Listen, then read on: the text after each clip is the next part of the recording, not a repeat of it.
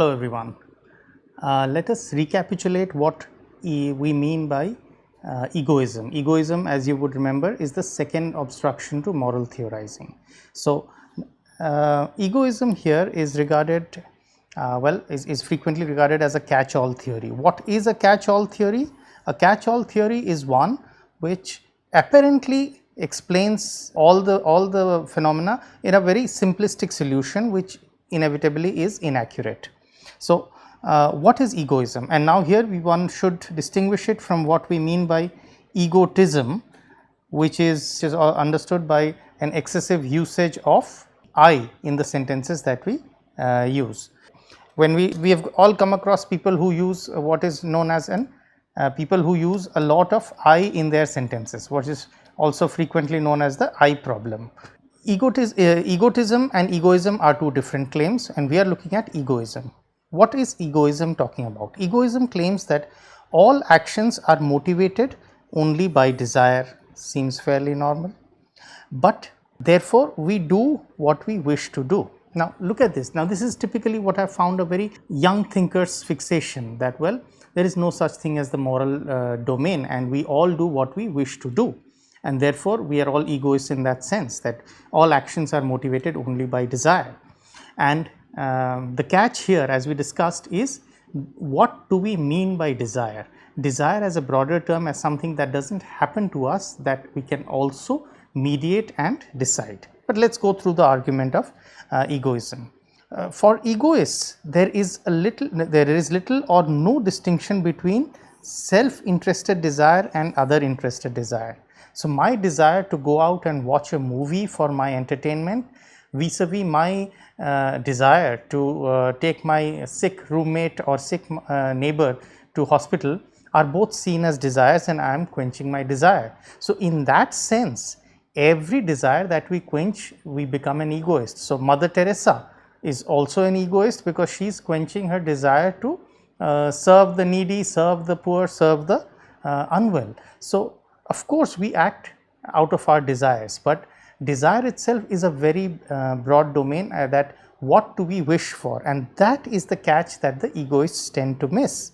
I act in only what gives me satisfaction or happiness, but then what is it to act otherwise? Random acts. So, this is crucial to understand that, if the egoist is arguing that I do only what gives me satisfaction, but then what is it to act otherwise? Random acts, because we all act, or we all choose to act or to choose actions that give us satisfaction. It is only the crazy person or the irrational person who acts without looking at satisfaction. So, this satisfaction is a broad term. Sometimes this satisfaction is a self-interested satisfaction, or sometimes it is an other interested satisfaction, and that is very crucial in making sense of egoism. So, as per the egoist, we all work for satisfaction, but that satisfaction is a unthought through domain. So, I do what I wish to do, that is what a egoist would claim. But then if I do what I wish to do, what can I do to be an unegoist? Do I have to act contrary to my wishes? If you take a moment to reflect on this particular condition, it shows that what the egoist says is trivially true. The claim of the egoist is trivially true, because it is, we all act towards our own satisfaction, towards the satisfaction of our own wishes, but what are the wishes is quite a broad domain. Some wishes are self-interested, some wishes are other interested. Now, to put this formally, the structure of the egoist as depicted in the text also is that 1. All I do is motivated exclusively by my desires. 1. So, whatever I do is motivated exclusively by my desires, seems obvious, okay, agreed. All my desires are for the satisfaction of my interests. Now, these are the two premises that they hinge on, and concluding thereof that my actions are exclusively self-interested, right. Now, the first premise is, well, talks about, can be understood in terms of Hume and Kant, two particular philosophers from opposing traditions in the Western tradition. Hume, who regarded reason as rather inert, and Kant, who regarded reason as freedom, right? That the desires that we have, how do we reason out our desires? For Hume, our desires are primary and there is no reason to arrive at the desires, and reason is inert therefore. And for Kant, of course, reason is freedom, that when we can reason through and arrive at our desires. So the second premise talks about, I act in only what gives me satisfaction or happiness, but then what is it to act otherwise? And that is the crucial factor which makes the difference, that what is it to be a non-egoist, what is it to act otherwise? Is it random acts? So I do what I wish to do, and most of us would agree to be that, but to be the unegoist, do I have to act contrary to my wishes?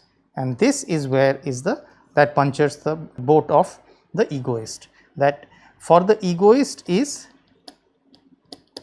trivially true, that it is trivial, it is repeating what we function at. So we all function for our own desires, we all function towards the satisfaction of our own desires, but these desires are formed differently in different people. Some people narrowly work for hedonistic satisfaction of their own desires, whereas some people are altruistic and look for the satisfaction of others. So we look at this self satisfaction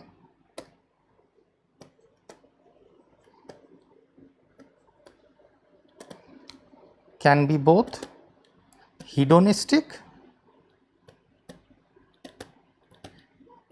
it starts with an H, and altruistic. We will talk about these two philosophies, moral philosophies later, but hedonistic and altruistic. Hedonistic is looking at one's own bodily pleasures, and altruistic is looking at the happiness of others as giving happiness to one. So this is basically the egoist argument, which we can see is only trivial, because the egoist is simply saying that we all act according to our desires, or we act as to what gives us satisfaction. Of course, we all act for what gives us satisfaction. Mother Teresa acted because healing or serving the sick gave her satisfaction, and any hedonist who's a serial murderer acts because killing unknown people or killing people gives her or him satisfaction. So both of them are working towards their satisfaction, and in that the egoist is very much right, that we work for the satisfaction of our desires, but what kind of desires are to be satisfied, or what kind of desires one has, or thought through desires that one has, is a very broad domain. So for Mother Teresa it is other interested, for the hedonist it is self interested. So we see that the egoist fails here because egoist makes a trivial assumption that we all work for our own satisfaction, but does not go deep into analyzing that satisfaction can also be self directed or other directed, right? Looking after one's own entertainment vis-a-vis looking after others wellness, because no matter, even you ask the person, the altruist, that why does she or he do what she or he does, as we started with an example, that why does one give to a beggar? If one gives to a beggar, there can be many reasons, and the altruist's reason would be that just to alleviate the suffering of the beggar. Or why does one give charity? Why does one make donations? So these are all things that give one satisfaction, but this satisfaction cannot be the same satisfaction as one does for one's own hedonistic pleasures, right? So it's essential for us to know a little more vocabulary around egoism. Psychological egoism holds that all our motivations are exclusively self-interested, whether or not we acknowledge the fact. And ethical egoism states that one ought to work only in self-interest. Yes, we need to look out for our own interests, but is it all that an individual should be connected with, right? So the moment of transcendence or the point of transcendence lies here, that we all look out for our own interests, but it is it at all that an individual should only be concerned with. So, connection that holds here is that if psychological egoism is true, then ethical egoism loses force, for there is little point in recommending that we be self-interested if we have no other choice, right. So, if we see that psychological egoism says that we are made in this way, that all our motivations are exclusively self-interested, whether we acknowledge it or not. So, if this is a fact of our natural existence as human persons, then ethical egoism becomes redundant. So, this becomes, if this is true, if 1 is true, then 2 becomes redundant. And if these are trivial simplifications, but that one should be aware of the theatre of functioning, right. So, now we come to the end of our discussion of the 2 obstructions to moral thinking, namely first was ethical relativism, and then we talked about ethical egoism. That when we tend to morally theorize, we need to have 2 options clear, that first, moral theorization is possible, and what are the 2 general obstructions that come to it. One is relative, that every person has their own opinion and there is no way that we can have a universal moral claim. And second is that we only do what satisfies us, so what is there to think about it. So, if you remember the whole we discussed the possibility of the laws, human laws, the laws, the law codes that human societies are governed with, those are essentially moral claims. They are only possible because there is moral theorization possible. So, the plurality and the fallibility of moral claims may prompt us to think that, well, there is no way to morally theorize. So, because if there were no way to morally theorize, how would a judiciary be making judgments? How would parliaments be making laws? The whole point of parliaments and judiciaries at the collective level is to morally debate and arrive at the most agreeable path that we want to go ahead with. So, moral theorization is possible, and ethical egoism or ethical relativism do not hold an obstruction to it, and this is not a normative claim only, because this is also quite a factual claim. The very fact that we have codes of conduct, morals, moral laws formulated, constitutions formulated, these are all examples of where we have been able to theorize, universalize and form moral codes.